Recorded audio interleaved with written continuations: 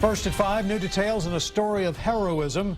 Witnesses tell the story of a man who helped save an Austin police officer's life after a shooting yesterday.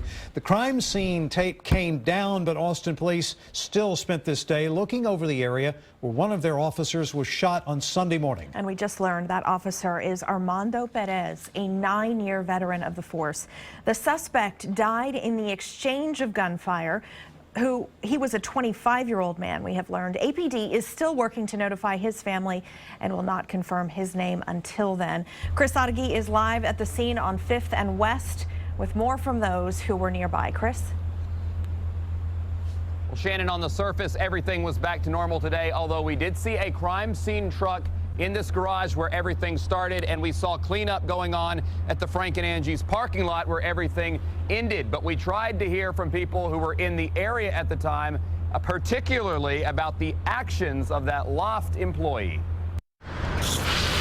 With a power wash of the parking lot, Frank and Angie's was ready to serve up pizza after a wild scene kept them closed the night before. All I heard was what sounded like gunfire, which around here is like non-existent. It never happens. Owner Mike Hutchinson said Frank and Angie's wasn't even open when everything happened at 11 a.m. Sunday, but his other restaurant, Hut's, was. And when he heard those 4 gunshots, he came out and saw a well-dressed man. He's dressed in a black suit and black tie and white shirt. Knowing what he does now, Mike says it was a City Lofts employee. We don't know his name, but police are labeling him something. He said he's my hero. That employee spotted the man breaking into cars, according to police, and then helped officers once the bullets started flying.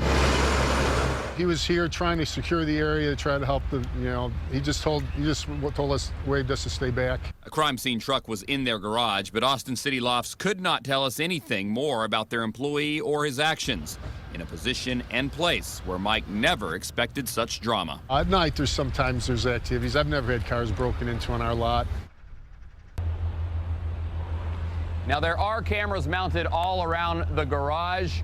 However, there are not any cameras at the restaurants we mentioned, Hut's Hamburgers or Frank and Angie's. However, remember, police have said that the entire shooting was caught on the officer's patrol car dash cam, and they said they look forward to the day when that video can be released. We're live downtown tonight. Chris Adagi, KXAN News.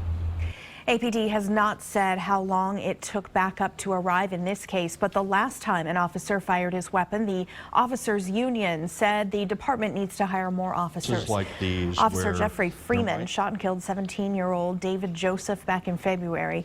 Officer Freeman was fired a month later. The Austin Police Association believes a shortage of officers delayed the time it took for backup to arrive on scene. Last week, the department announced a plan to have detectives work patrol for 7 days every 4 months to help deal with the staffing shortage. The Police Association believes patrol officers should be paid overtime to take those extra shifts instead.